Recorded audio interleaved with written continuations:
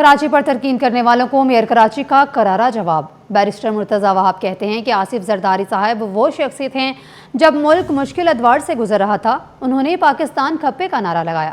کراچی وہ شہر ہے جس میں ملک بھر سے تعلق رکھنے والے لوگ روزگار کے حصول کے لیے آتے ہیں۔ اللہ الرحمن الرحیم۔ میں نے بھی ایک ویڈیو دیکھی میرے دوست منصور علی خان صاحب کی، جس میں انہوں نے زرداری صاحب نے جو پچھلے دنوں عید کی ملاقات میں گفتگو کی، اس حوالے سے انہوں نے اپنے بہت سارے تاثرات قلم بند کیے۔ گزارش میں یہ کرنا چاہوں گا، آصف علی زرداری صاحب وہ شخصیت ہیں جنہوں نے پاکستان جب مشکل سے مشکل دور سے گزر رہا تھا تو اس وقت پاکستان کھپے کا نعرہ لگایا ہے۔ کراچی کے بارے میں نیگیٹو پروپیگنڈا تو کیا جاتا ہے، کراچی کا موازنہ بھی لاہور کے ساتھ کیا جاتا ہے۔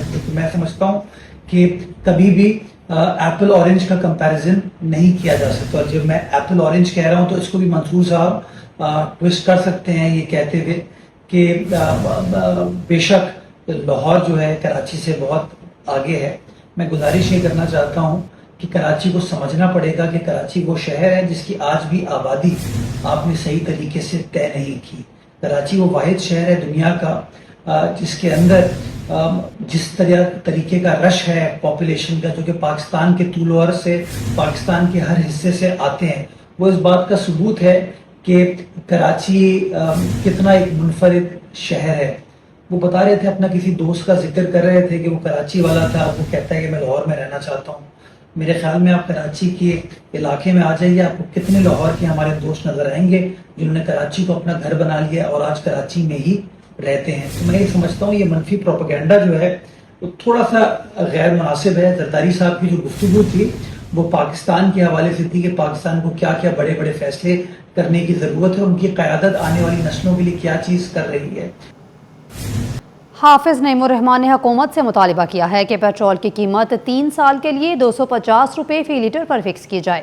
انہوں نے پاک ایران گیس منصوبے کی تکمیل، ایران کے ساتھ تجارت کے فروغ اور کراچی کے مسائل کے حل کے لیے مضبوط بلدیاتی نظام کی ضرورت پر زور دیا ہے۔ محمد خورشید رحمانی کی رپورٹ دیکھیے۔ عوامی ریلیف کے لیے بڑا فارمولہ دے دیا، وفاقی حکومت کی کارکردگی پر سوالات بھی اٹھائے۔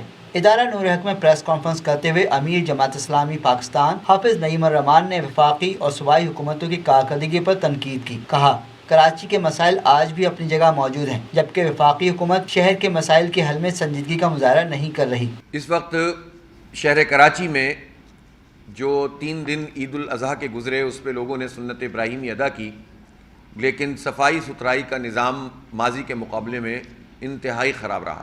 امیر جماعت اسلامی نے مطالبہ کیا کہ حکومت عوام کو ریلیف فراہم کرنے کے لیے پیٹرول کی قیمت 250 روپے فی لیٹر مقرر کر کے کم از کم 3 سال کے لیے فکس کرے تاکہ کاروباری سرگرمیوں اور معیشت کو استحکام مل سکے۔ اس وقت جو ضرورت ہے وہ یہ ہے کہ پیٹرول کو 250 روپے کی سطح پہ لایا جائے، اس لیے کہ اب ایکس ریفائنری تقریباً اتنا ہی پڑ رہا ہے، اور اس کو لاک کر دیا جائے 3 سال کے لیے۔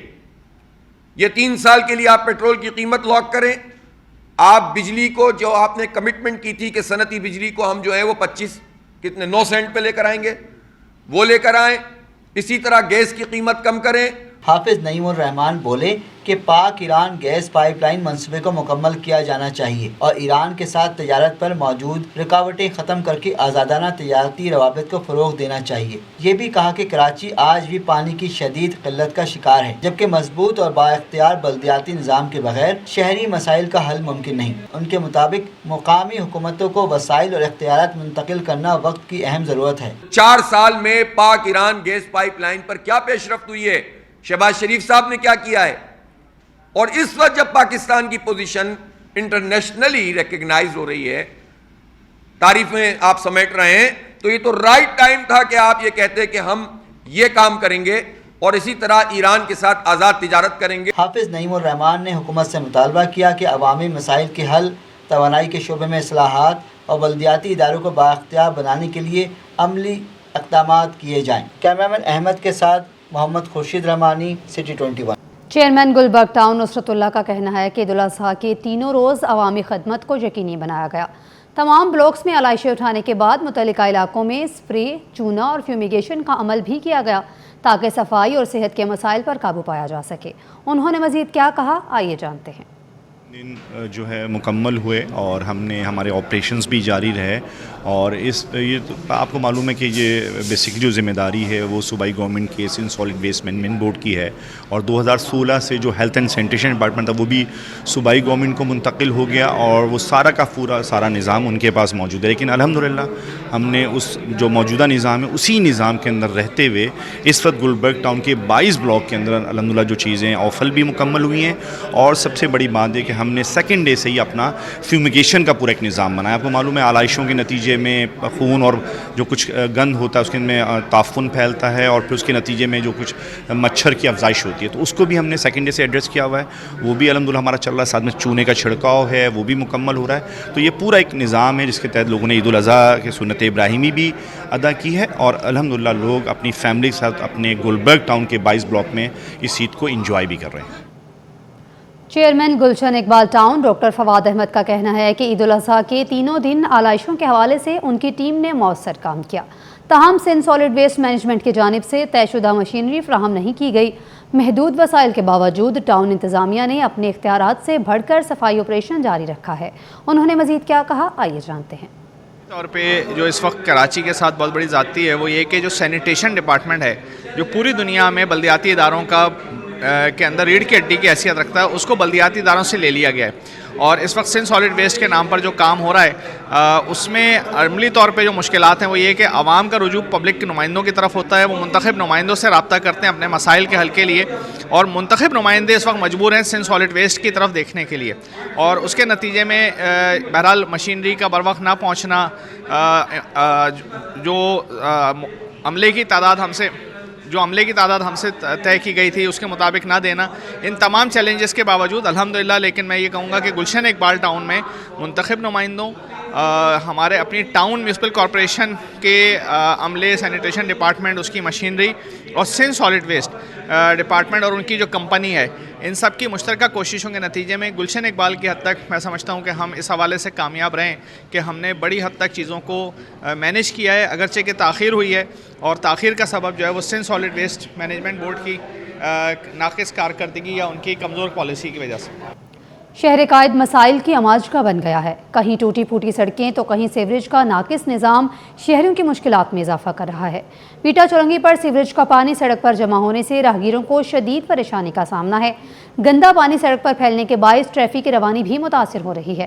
علاقہ مکینوں کا کہنا ہے کہ گزشتہ 8-9 ماہ سے سیوریج کا نظام تباہ حالی کا شکار ہے. متعلقہ ادارے مسئلہ حل کرنے میں ناکام نظر آتے ہیں.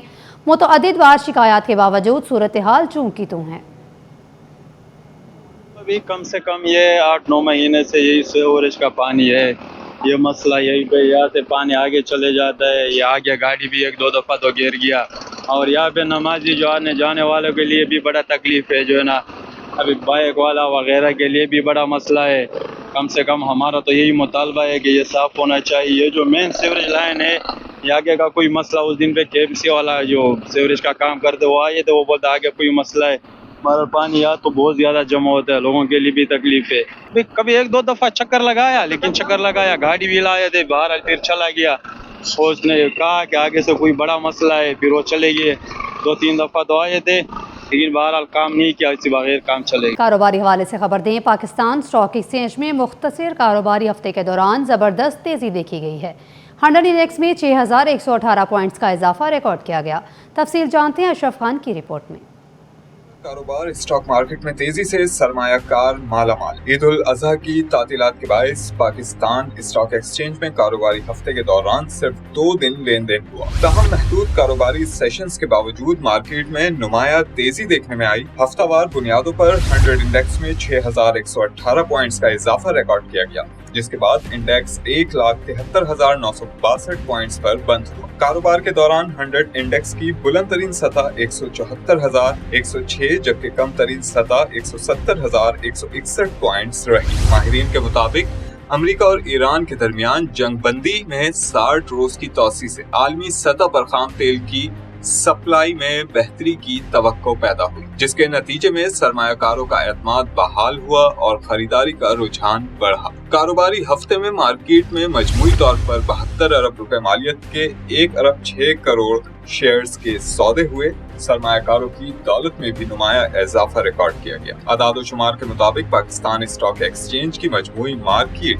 कैपिटलाइजेशन एक हफ्ते में 549 अरब रुपए इजाफे के बाद 19,166 अरब रुपए तक पहुंच गई। गुज़िश्ता जुमे को हुकूमत ने पेट्रोलियम मसनूआत की कीमतों में मुसलसल दूसरी बार कमी का ऐलान किया, जिसे मईशत और अवाम दोनों के लिए मुस्बत पेशरफ करार दिया जा रहा है। मुआशी माहिरीन का कहना है कि पेट्रोल और डीजल की कीमतों में कमी से ट्रांसपोर्ट और पैदावारी लागत कम होगी, जिसके नतीजे में महंगाई की रफ्तार में मजीद कमी आने का इम्कान। माहिरीन के मुताबिक आलमी और मुकामी मुआशी हालात में बेहतरी बरकरार रही तो आने वाले हफ्तों में भी पाकिस्तान स्टॉक एक्सचेंज में मुस्बत रुझान देखने को मिल सकता है।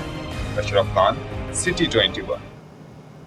सोने की कीमत में इजाफा, फी तोला सोना 1300 रुपये महंगा हो गया। चांदी की कीमत में कमी हो गई। आलमी मार्केट में सोने की कीमत $13 इजाफे के बाद $4,538 फी औंस की सतह पर पहुंच गई। बैनुल-अक़वामी मार्केट में इजाफे के असरात मुकामी सराफा बाजारों में भी देखने में आए हैं, जहां फी तोला सोने की कीमत 1300 रुपये से बढ़कर 4,76,162 रुपये हो गई है। 10 ग्राम सोने की कीमत 1,115 रुपये इजाफे के बाद 4,08,232 रुपये की सतह पर पहुंच गई है। दूसरी जानिब चांदी की कीमत में कमी रिकॉर्ड की गई है। फी तोला चांदी 21 रुपये सस्ती होकर 8,013 रुपये की सतह पर आ गई है।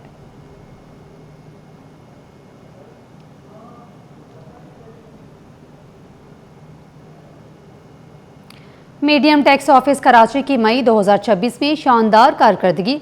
हदफ से ज़ायद टैक्स वसूली। मई 2026 में MTO कराची ने 25 अरब रुपए हदफ के मुकाबले 27 अरब रुपए से ज़ायद टैक्स इकट्ठा कर लिया है। अशरफ खान की रिपोर्ट देखिए। फेडरल बोर्ड ऑफ रेवेन्यू के मीडियम टैक्स ऑफिस कराची ने मई 2026 के दौरान टैक्स वसूली में नुमाया कामयाबी हासिल करते हुए मुकर्ररा हदफ से ज़ायद महसूलात जमा कर लिए। MTO कराची की जानिब से जारी करदा रिपोर्ट के मुताबिक मई 2026 में इदारे ने 27 अरब रुपए से ज़ायद टैक्स वसूल किया, जबकि मुकर्ररा हदफ 25 अरब रुपए था। इस तरह इदारे ने हदफ से बढ़कर टैक्स वसूली का रिकॉर्ड कायम किया। रिपोर्ट में बताया गया है कि मई 2025 के मुकाबले में मई 2026 के दौरान टैक्स वसूली में 29% इजाफा रिकॉर्ड किया गया। गुज़िश्ता साल 2025 में MTO कराची ने 21 अरब 79 करोड़ रुपए टैक्स जमा किया था। अदाद-ओ-शुमार के मुताबिक मई 2026 में इनकम टैक्स की मद में 14 अरब 41 करोड़ रुपए, सेल्स टैक्स की मद में 17 अरब 13 करोड़ रुपए,